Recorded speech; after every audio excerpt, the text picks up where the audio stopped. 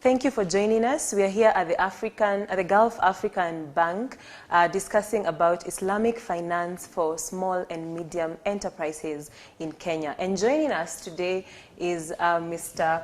Abdalla Abdulkhalik, who is the CEO for the Gulf African Bank in Kenya, and he'll be giving us insights on what exactly is the role of Islamic finance in Kenya when it comes to financing small and medium enterprises. Karibu sana, Mr. Thank you very Abdalla. much. Okay, so my first question would be, how does Islamic Bank exactly work in Kenya? Okay. Islamic Bank is a form of banking or financial transaction that conforms with the Sharia law. And the essence of Islamic banking is about fairness and transparency to all transactions that you do with your customers.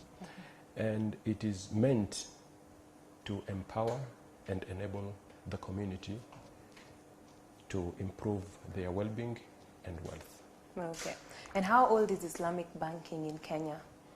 Islamic banking in Kenya is about 10 years old. It started in 2008. There are currently about 3 fully-fledged Islamic banks in Kenya, namely Gulf African Bank, First Community Bank, and DIB, which joined the industry just recently.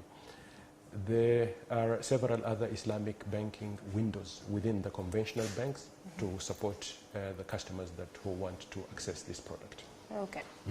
So in your opinion, or maybe because you're an expert in this field, you tell me what's the difference between Islamic banking compared to traditional or conventional banking? Okay.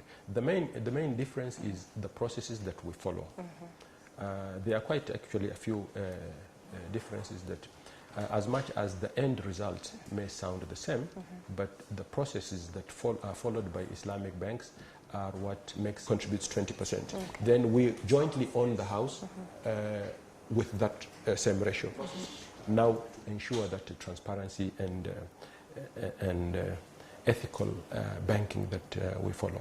For example, I'll tell you, in Islamic banking, when a client is unable to pay their installment on time, Islamic banking dictates that they are given more time without being charged a penalty to it, which is a difference because what the concept believes is that this person may not have been able to pay you on time because they have some sort of financial distress or problem. So you cannot add a burden to them. You have to be human to them and give them more time without charging them.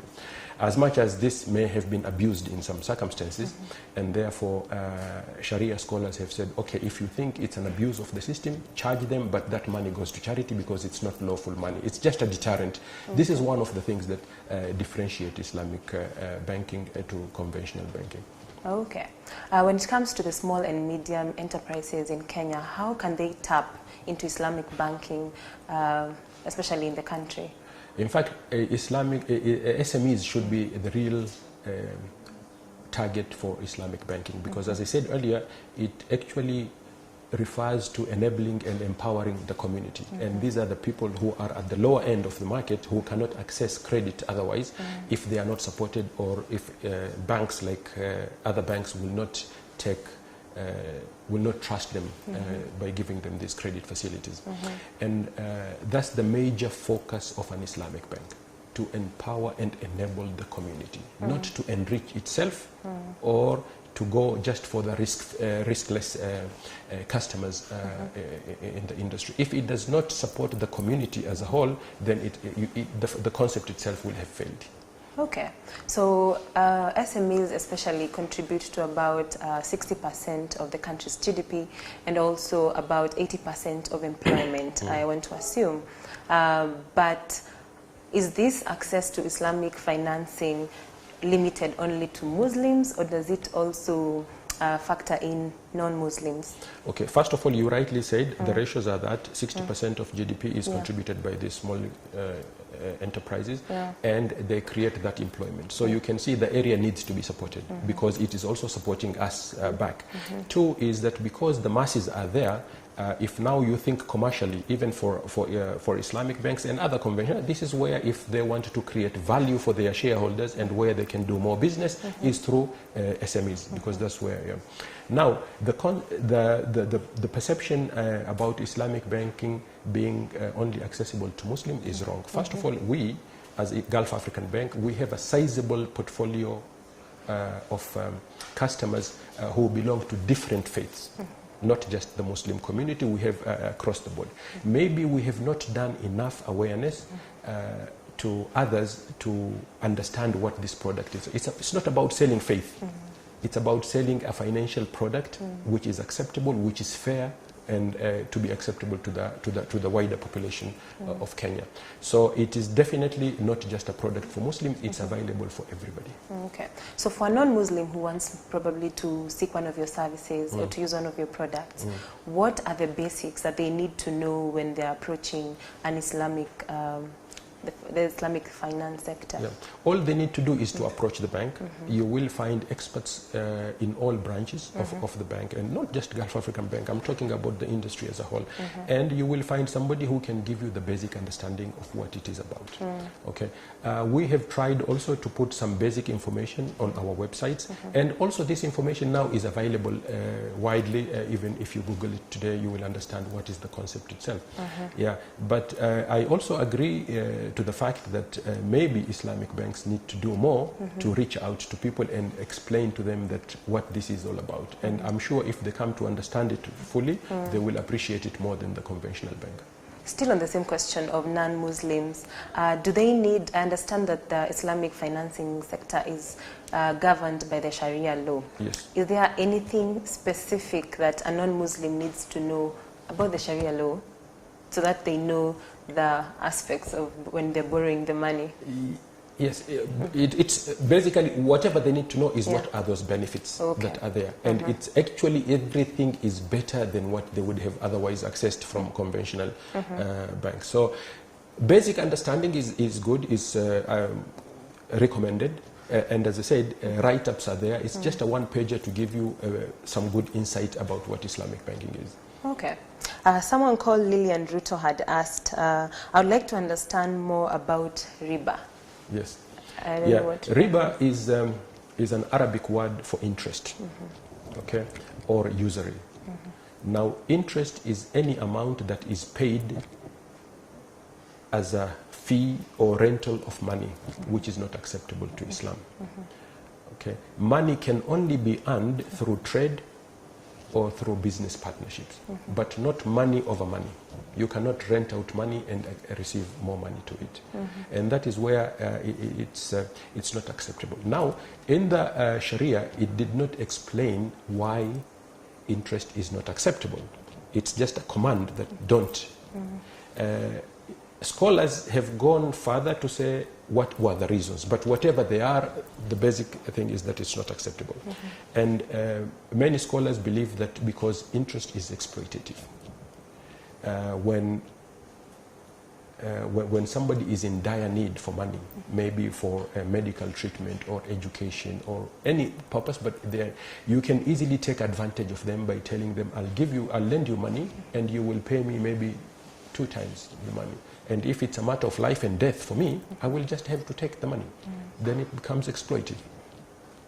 Yeah? And this is what Sharia doesn't allow people to take advantage of the other. Whatever it is, let us do a trade, let us do a partnership, and then and if you have that need that somebody is in dire need for that, when you actually lend them money, you should expect them to pay you exactly what you gave them. Oh, okay. So, but in that context, how do you make money? How do you make your profit? Good question. Yeah. Now, I know this has been a question lingering to many of the people who are in the chat today. As I said, we do trade and we do partnerships. So when I trade, a very simple example of trade is when you come to me and say, I need to borrow money to buy a car. The car is sold by the dealer today on cash basis, but you can only pay it over a period of 2 years. So what I enter with you is a trade. You identify the car that you want. I will buy it on your behalf. Let's say the cost was 1 million shillings. We will buy it as a bank, okay, and sell it to you on deferred basis. The dealer, we will pay him today, cash, but I will sell it back to you on deferred basis. Now, how much am I going to sell it to you? I'll sell it to you maybe for 1,100,000, 1,200,000. The difference between what I'll buy it from and what I'll sell it for is exactly what you would have paid conventionally as interest. Okay, but now here we have traded. Now, you might say, then it's the same thing, but no, it's not the same thing. The good thing about it is that, first of all, during this period of 2 years, my price cannot change. Today, if we are linking interest rates with the CBR rate plus 4, if in between the CBR rate changes, this one can't change because it was a trade transaction. Remember, we did not lend each other money. So over the period of 2 years, that price, it can be to your advantage, to my advantage, in the sense that maybe prices can go up and you still pay lower rates, or prices go down and you still pay higher rates. But the rate has to be fixed and it cannot be paid. You see? So that is one advantage of it. Okay, so what Kenyans, I'm sure most of them would want to know, they feel that the terms are just different. This is interest when it comes to the other banks, whereas in the Islamic finance, it's called profit. Yes. Yeah. Yes, I think I'd want you to explain further on that, on the two differences, which you just explained. Interest, interest is that amount earned over the money lent. Profit is the money that is shared either through the structure that I just explained to you, because it's a profit margin and that profit margin has to be agreed upon from the beginning, and so that you know for this full period of time I am paying this much, and that now becomes profit, and that's why it cannot change. You cannot profit cannot be variable. It's constant. Okay, it's constant. Okay. The other side of it, we talked about during the chat. We talked about musharaka, which I gave an example of buying a house. This one, musharaka, is usually used for long-term financing, usually mortgage. Mortgage can be between 15 years, 20 years, and so you cannot fix the price. But I said musharaka means partnership. Me as a bank, a Gulf African bank or any bank, Islamic bank, would go into partnership with the customer who wants to buy a house. So when we do partnership, we have to have, each one of us, we have to contribute to an certain amount. Yes. So in this case, let's say the bank contributes 80% and the customer contributes 20%. Then we jointly own the house with that same ratio. Now, because the customer is owning my 80%, or he's living in that house, he needs to pay me rent for the 80% that he doesn't need to pay rent for the 20% he owns, but he needs to pay me rent. Now that rent will be equivalent to the interest rate that you would have paid conventionally. Okay, so I'm saying the rent you are paying me is 14%, okay, of the amount. Then beyond rent, what he also needs to do, he is going to buy my shares slowly. If we agreed that this loan is for a period of 20 years, we will divide those shares over number of months in 20 years, and then every month he pays that amount by buying me out gradually. Okay.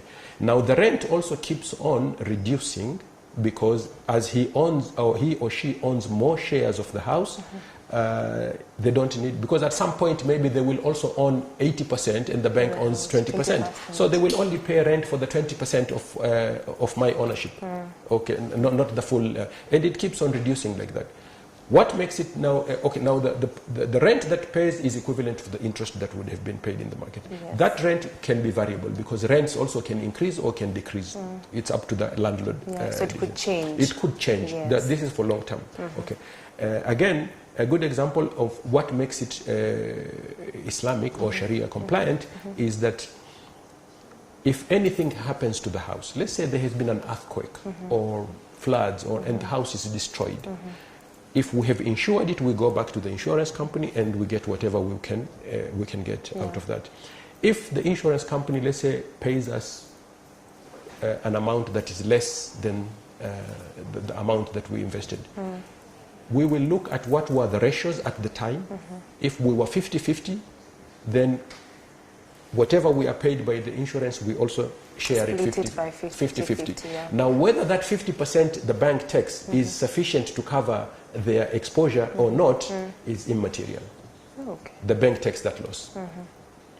Okay, and even if the customer has to take 70% and the bank takes 30%, the bank has to take that loss. Now that makes it more it's fairer, because now that's true partnership. Yeah. You cannot be a partner only for profit. When it comes to losses, so that's where we are sharing. It's proper.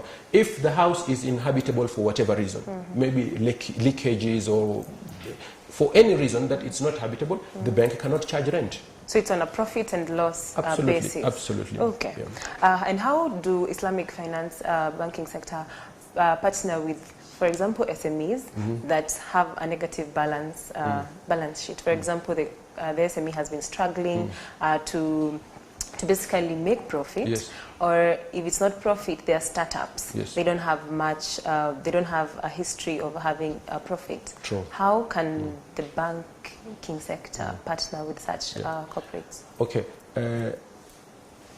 Two angles here we address. First of all is businesses that have not performed well historically, and now they think they have a better plan and they approach better. Usually banks have a problem with this, especially with our systems that when a company has a very poor financial history and you continue lending them, it's considered like reckless lending. It's similar to lending money to somebody who cannot demonstrate ability to pay. If somebody's salary is, let's say, 100,000 and you give him a loan whereby at the end of the month he has to pay 90,000, how does he survive with 10,000 shillings? You know, that reckless lending. You see, so that becomes a challenge.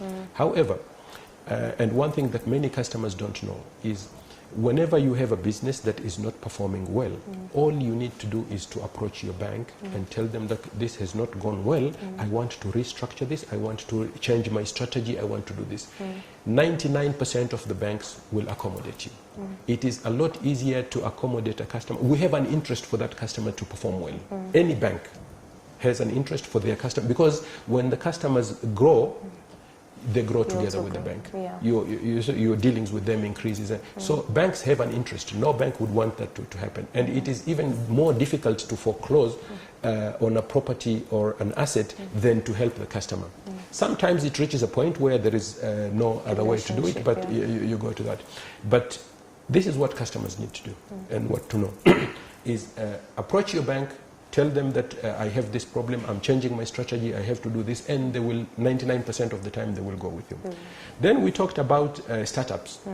Startups, again, there are two challenges. One startup will be somebody who has done proper homework of what they want to do and develop sufficient skills for whatever they want to do, but they do not have the starting capital to do the business. These ones are easy to manage. Then there are other startups is that because everybody has been successful in this business, I want to go also so that I can, and you do not have any background to it, and those becomes more difficult to do. So the right way to do it is for somebody first of all to learn the skills. Some kind of startups that banks accommodate is you come and do a startup, but you show some experience. If today I said I have been unemployed in this industry for 5 years, now I want to live and do my own thing. That gives a lot of comfort because you know what you do. You have developed the required skills for it. But startup out of the blue becomes a bit challenging. Okay, so what it means is that the startups need to have structures, that's one, have the skill set to be able to access finances from you. Yes, to give comfort to the bank. Remember, banks, whatever money that give to these customers belong to other customers who have entrusted us to it. So we have to make sure that we also invest it prudently. Okay. On the issue of SMEs, especially those that are based on the counties, how do you offer LPO financing? We do offer LPO financing, especially when they are from government or from county governments or from acceptable institutions to us. And And I believe all other banks have this facility. It's how they are structured. For us, we have gone further to make sure that we also offer it on unsecured basis. We can offer up to 20 million on unsecured basis, but it's a product that is widely accessible to many other banks. Okay. How about advisory services? Yeah. Do you offer advisory services? Yes, we do offer advisory services within the industries that we operate in. For example, if you come to the bank today and ask for an advisory service on tourism sector, we may not be able to give you that because it's not an area where we have concentrated. But we do on trade, on industries like oil and gas, on construction, because we have done this for so long, and we can give you, even share with you the experiences we have with other customers, that how it has worked for them. Okay. How about acquiring property on long-term investment plan? Acquiring properties in long term, such as? Yes. So, for example, somebody wants to acquire property. I think the example you gave for the house. If you want to own the house in the long run, you would have the same profit and loss sharing when it comes to such a business. It's going to be a partnership? Yeah, it's going to be a partnership. Yeah, it's going to be a partnership. And as I said, because our intention is not to own that house, whether it's a house or a company or a machinery. Our intention is, at the end of this certain period, we want you to buy it from us. We are not even allowed to invest in those things, but to accommodate the Islamic banking, Central Bank has given us approval to now own jointly, with the intention of offloading it at some point to the customer. Okay. So what are some of the main challenges? I think I'd want to put this in the notion of policies in the country. Is there a conducive environment for Islamic financing in Kenya as compared? Do you feel that other banks are more privileged as compared to the Islamic finance sector? How is the environment like? Yes, to a certain extent, yes, because banking in Kenya is an act of parliament. That act of parliament has not been amended accordingly to accommodate Islamic banks, even though the Central Bank of Kenya has been given the mandate and authority to accommodate Islamic banks. And they have been very, very supportive to the industry. I can't think of any time that we went to them and got denied to do whatever we wanted to do.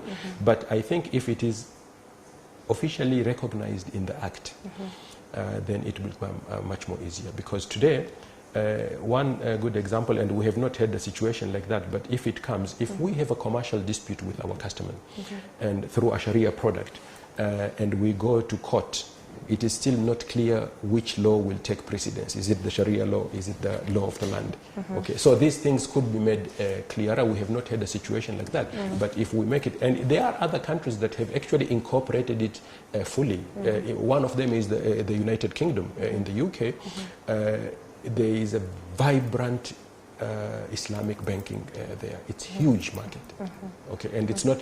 It's much bigger than any of the Islamic countries that you know in the world today in the UK, and it's a concept. The Islamic banking concept itself is growing very much rapidly across the world. I think now Islamic banking already controls more than 5% of the global assets in the world. So Kenya itself also can be positioned and has an opportunity to become a regional hub for Islamic banking, because we are way ahead than our neighboring countries today. Several central banks, including Uganda and Tanzania, and I think we also we got a visit from Nigeria, people to come to understand from the central banks of these countries to understand how Islamic banking works. Okay, so you can see they have an interest, but if we need to take advantage of that position that we have today and become market leaders, so everybody else follows us. Okay.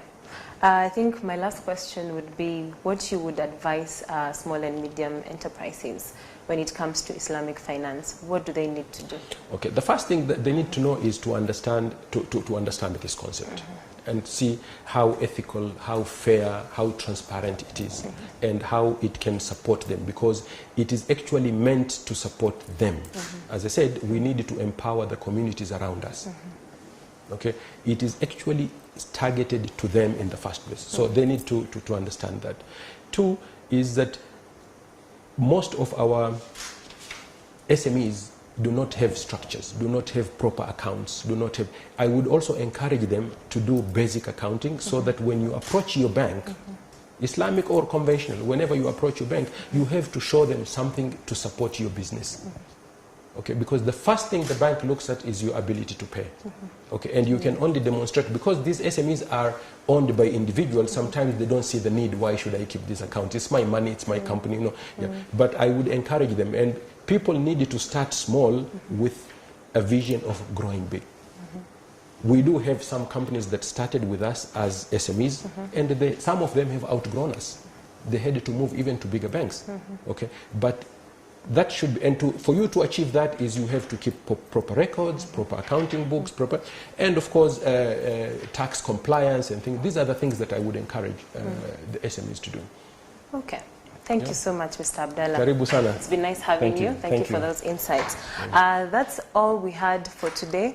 Next week, remember that Kenya Bankers Association holds quarterly CEO chats, basically informing the public on different aspects of the banking sector. So you don't want to miss these discussions every Friday on the CEO chat. Follow the chat on Twitter with the hashtag CEO chat. Thank you, and looking forward to seeing you next week, where we'll be discussing startup capital strategies with Samuel Kimani, MD and CEO of Jamii Bora Bank. That's it for me. My name is Julian Kamau.